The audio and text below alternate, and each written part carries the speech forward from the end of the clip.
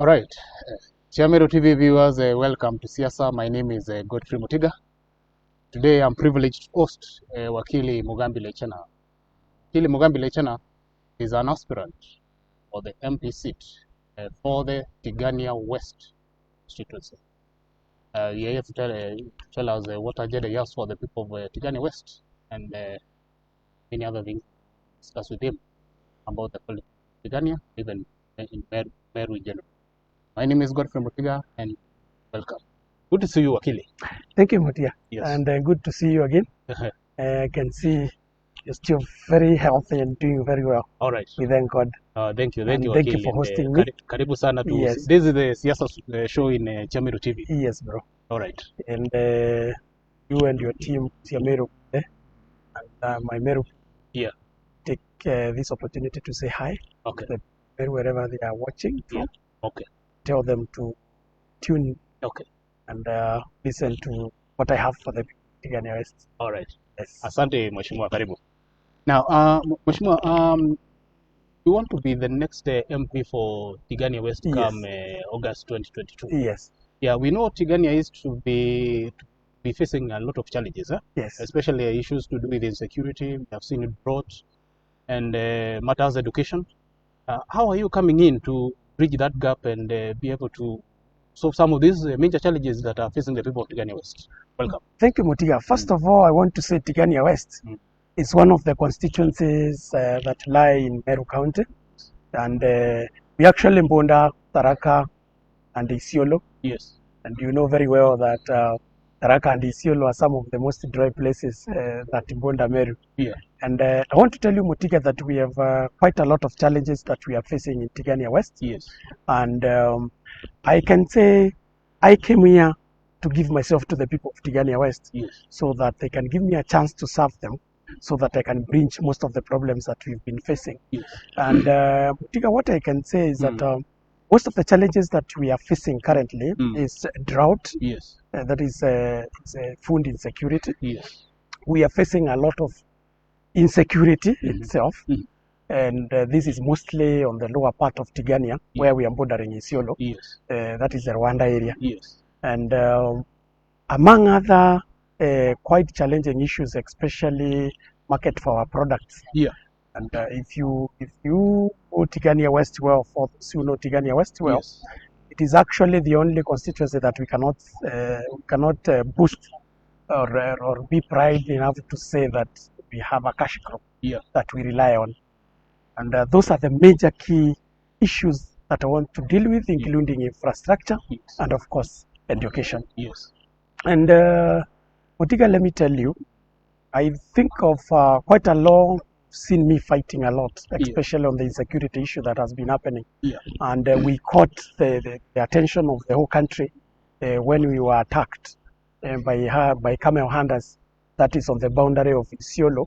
And I can call it those people, they invaded our land. Most of the people who are there are our people, and they were killed mercilessly. Yes. If you can remember very well, they started by killing 7 people. We were soothed. Of course, we cried to the government, claimed that I was in the forefront of ensuring that the government comes on the matter and handle it. Yes. And you remember we even had a mass burial that we did at Moronkoro. Yes. Where the Prime Minister, the Prime Minister was there. Yes. Right Honorable Raila Odinga, amongst other leaders that came to that burial. And I believe during that time we had already come up ourselves as leaders in Tigania West together with Njuri Ncheke. Yeah. We had come up about 9 issues that we had asked the government to address. Yeah. Well, I can say that after we addressed those issues to the government, quite a number of them, nothing has been done. Fortunately, if I may say, there was a second attack. Okay. So 4 people being killed, amongst them being a very friend of mine called Branira. So you are saying even after those efforts, nothing had been done? After the 7 were killed, nothing was done. Okay. So I kept following myself, the other leaders, to find out exactly what is happening. Unfortunately, there was quietness. You're following with the national government? the national government and the county government is actually, I remember, Kiraitu Murugi and promised to follow with the national government to ensure that we have enough security. You know, the security docket is under the national government. So there is very little that the county government can do. And I think you heard the voices of people like Karevi, and amongst other leaders. But the only thing I can say, it was very unfortunate that our area member of parliament really did very little to follow up with this issue, despite it being a national government.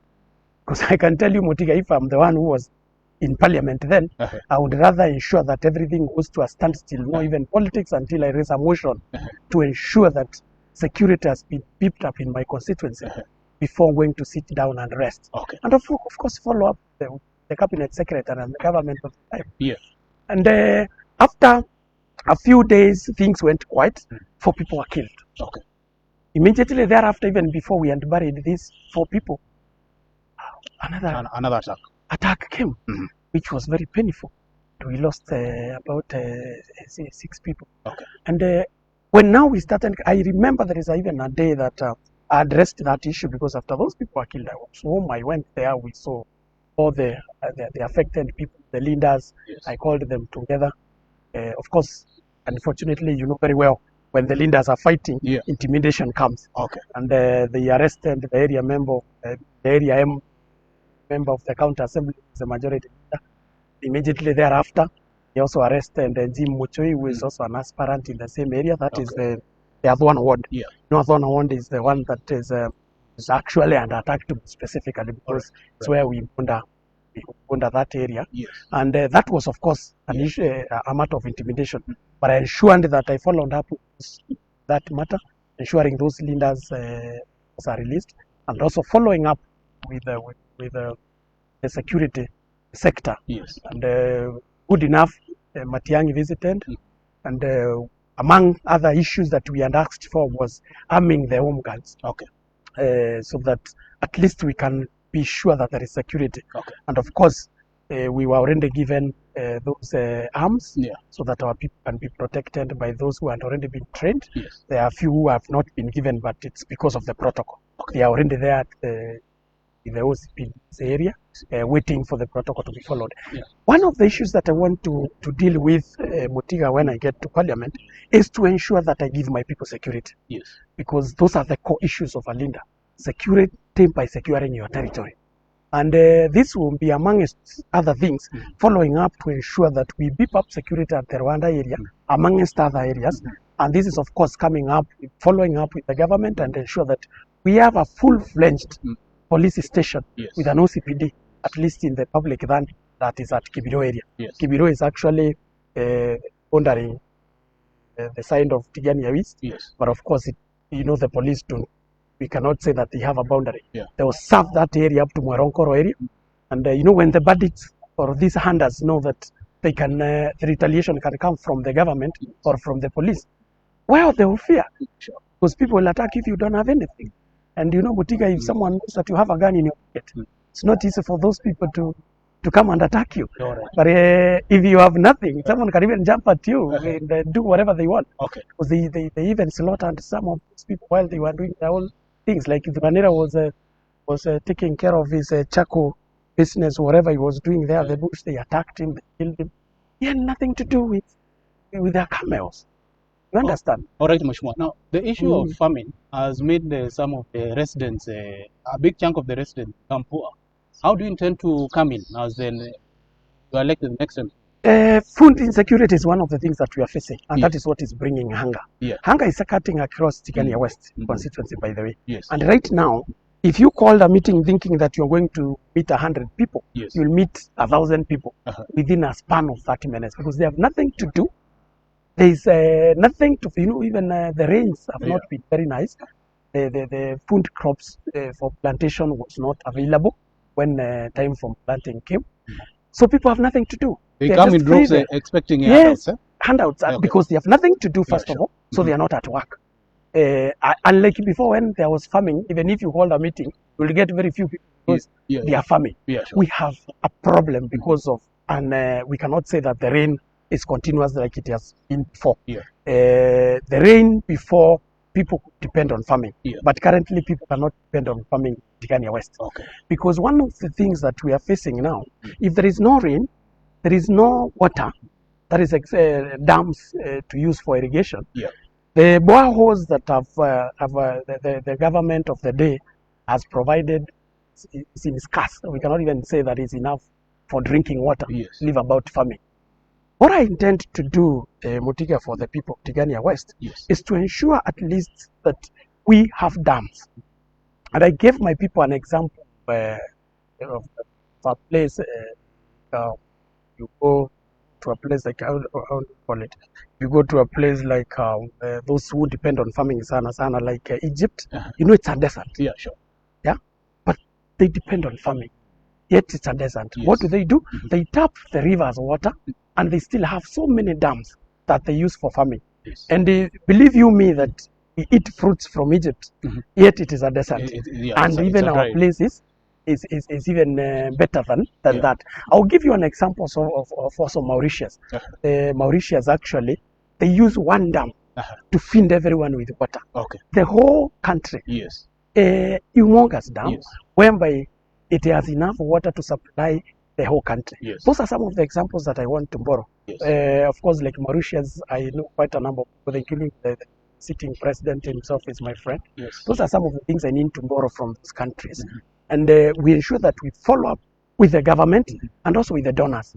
We have at least a few dams. You're talking about international partnership? International partnership. We have friends, of course, internationally. And that is approaching like those in the government of the day, America, UK, wherever. We can come with engineers like those ones from Mauritius, from Egypt. We come and build for our people dams. Towards Rwanda side, if we have even one humongous dam, those we have land. Land is there. Like Kibiro, we have a very big chunk of land which is a government land. If you go to Rei, there is a big chunk of land. Mumui, the same case.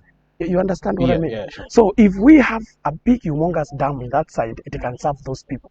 We can have another dam like Butubutia. Butubutia is just here at the area of Kianjai. By the way, Butubutia would be the best place that you can have a dam that can even supply the whole Meru County with water, because it will never dry. It's a swampy area. It's very big even right now, but it is not usable. That is a place you can come up with a big dam whereby people now can use that water for irrigation. And it can even serve people up to Mbeu and up to including even Rwanda, even if you don't have somewhere else to build a dam like that. And once our people have water for irrigation, I can tell you, we are done with food insecurity, we are done with poverty. Because poverty comes with hunger, poverty comes with a lot of challenges. All right, Mheshimiwa, on that breath, on the same issue of food security and farming. You know, Tigania West is a giant when it comes to macadamia farming. How do you intend to empower those farmers to even produce more? Thank you, Motiga. Those people from Tigania West, they have handed me on a daily basis whenever I get a chance to talk even to the government, telling them that we need to create market for our macadamia. A few years back, Chinese people came to buy macadamia from our people in Kideo, because Kideo is the one which produces most of macadamia. Kideo is in the upper part of Akede ward, and they produce a lot of macadamia. If you went there today, you will just be impressed. You will never believe that those people can be suffering of poverty, because what they have is awesome. But unfortunately, the market, there is no market for macadamia. What is the reason? I will tell you one thing. When the Chinese came, they were chased, because they came and started buying a kilo at 405, a kilo of macadamia at 4 or 5 Kenyan shillings. Of course, there are cartels who come from other than the producer, who is the farmer. We have the people now who are brokers. They come, they buy those macadamias. Of course, they sell them to other people who sell for import, or they import them to those Chinese or something. When those Chinese people came direct, and I'm giving an example of those people who consume macadamia from our area, they ensured that they chased them away so that they can keep the chain. Na hiyo ndio tunaita ukora. I will not lie to you. Because my people of Kideo today are suffering because a kilo of macadamia is now going to 105 shillings. So you take a lot of time, you take a lot of energy, you do a lot to produce a kg of macadamia, but when you sell it, it does not even pay you the expense of producing that kilo of macadamia. Yes. So where is the property? It comes back because it means what you're giving me is only something to eat and consume, but I cannot move from there. But if we're able to have that market, can you imagine now that Chinese was coming to buy at macadamia at 405 shillings? And I remember my good friend Henry Koraoka, he was very instrumental in court, and I was assisting him in ensuring that we follow up until those people come back. But unfortunately, we were not connected to the government, and those people disappeared. So, Wakili, and the cartels were left to do what they do best. Back the I Chinese? can assure you 100% Motiga. Yeah. And I fear that God that I see in heaven today. Yes, yes. That I'm going to ensure that I do my best with the government of the day to bring market for my people of Keveo, to ensure that macadamia in Tigania West becomes our cash crop. Even if we're not able to plant it everywhere, but at least it is doing so well. We can be boosting that we are rich because of the macadamia that we have. And those people, the moment my good friend Atilare in Kedeo becomes a rich person because of those macadamia that he's producing, then definitely I am going to benefit when I'm sitting there in Worondo. Someone else is going to benefit when he's sitting in Lairang. And my good friend sitting there at Mbeo will benefit from the macadamia from where? That is the market I'm looking at. And not only macadamia, look at my people of Mbeo. They are the best fruit producers. And by the way, the best fruit that you taste today in this Meru comes from Mbeo. Mbeo is also part of the lower part of Tigania West that borders Tharaka. Yes. My friend, the environment there is so beautiful. They produce a lot of fruits, but they have no market for their fruits. They have no roads to transport those fruits. Even to get to here in Meru, it is a struggle. There is a day you saw me complaining in TV, I think 3 years ago. I didn't even know that I want to be an MP. But I saw the fruits, those machungwas, the oranges that were spoiled, all of them, because there was no car to transport those fruits to the market. I felt pain. I felt pain. And those are the things that are driving me to come to the aid of my people of Tigania. Because I'm asking, how can you take 5 years in parliament and you've never gotten market for these people? You've never built for them cereals. You've never built for them stores. Storage for those fruits is adequate enough to ensure that even we have a company like Del Monte who will visit there at Beo, because we have enough land. We can even donate. Then the people of Beo can donate chunks of land to ensure that those companies come, they produce those fruits so that we can sell juices to other people. So what I want to look for is market for the production of my people, and security and storage facilities for those foods until we ensure that our people are strong enough. Places like the Rwanda that we are talking about, we have cotton plantation which used to be there when I was a young boy. Used to come from school and go to fetch, to ensure that we get cotton and sell, and lorries were coming to buy, companies were coming to buy cotton from us. I ensure that we get back to planting cotton, because that is what we will do very well at those areas. And I can tell you the truth. I want to make Tigania West the best constituency, production constituency, that is good with food in the whole of Meru County, so that when they say Meru is rich, then I will be boosting all over to say that Meru is rich. Tigania West has made it to become rich. All right, Mheshimiwa, now Tigania West also has emerged as an education giant, matters education. How do you intend to, what is your agenda when it comes to matters education? I think Tigania West people are very bright. I can tell you. That's not if you brought us today and lined us up here, you will be surprised the giants that you're going to see. That is cutting across doctors, lawyers, and the people with PhD. There are so many in such a way that in my constituency alone, we have 3 contestants with a PhD. You understand? We have lawyers like me. We have doctors. We have many other professionals, not counting young people. At the age of 30, you get someone has a PhD, because we love education. And one thing I can tell you is this: education is the key to everything. Like for me, when I was growing up, what I was looking at is, what do I become without education? And of course, I got that courage that I do encourage people even to date. Because by the time I was growing up, of course, my father got his PhD at the age of 27, I think, Canada. He was was educated by the government. Yes. Got all those. He encouraged so many people. Yeah. In fact, if you go to the people of Ake, they will tell you what he did for them. He even had, before the CDF came, it was actually CDF, the first CDF was introduced during the first term of Dr. Kilemi Mwiria when he was the MP for Tigania West. And I remember my dad has had an education bursary fund that he was funding himself so that he can ensure that people learn what education can do to them. Correct. And through his inspiration, so many people went to school and so many people have come up to inspire others. That is the reason I'm trying to tell you that the people of Tigania love education. They're very bright. You intend to follow the footsteps of your dad? 100%, my brother. And I already started that since I was a young boy. I can tell you, when I was admitted to the bar, that is to practice, my salary then was 30,000. And I will tell you, Mutiga, I founded with the villagers around there. We encouraged them. I got a team of people in the village, and we came up with Twale Secondary School at that age. And I can tell you that I paid teachers for several months with the little that I had to ensure that that school is sustained. Today, Twale Day Secondary School is the best day school in Tigania West. Young as I was, I have mentored so many people.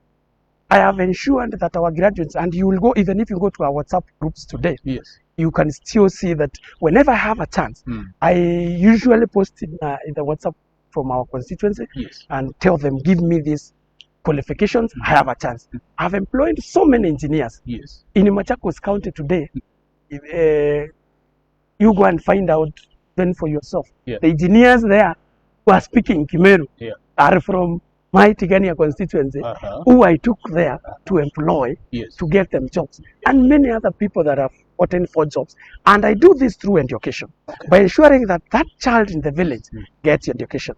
Because if we didn't have Twale Day Secondary School, because by then, when we were starting Twale Day Secondary School, there was no Kurane Day Secondary School, it was only the Nyaine. And the people were coming all the way from Mwaronkanga, because Mwaronkanga came after the Nyaine, then Twale. People are coming from all that side, footing for over 8 kilometers to go and get education on a daily basis. And that is the pain I had. And that's the pain I have for Tigania West, to ensure that I encourage education beyond modern classes with modern facilities. CPC, they're talking about CPC. I don't see anything being practiced like CPC in Tigania West. And especially those people who don't have electricity. Many schools still are not connected with electricity. And that is the reason why I have that bitterness. Because I remember there is a day that the president stood to address parliament and said that there is no school that does not have electricity, that is not connected to electricity. I felt like crying. I was in a board meeting in Kibiro Secondary School. I ended that meeting because we didn't even have electricity ourselves. But you can see our leaders were sitting there. My MP was sitting there. Why won't he even stand up and tell the president, hey, my friend, no. I still don't have electricity in my place. I need it connected. So when a government marks something is done, by the way, it is done.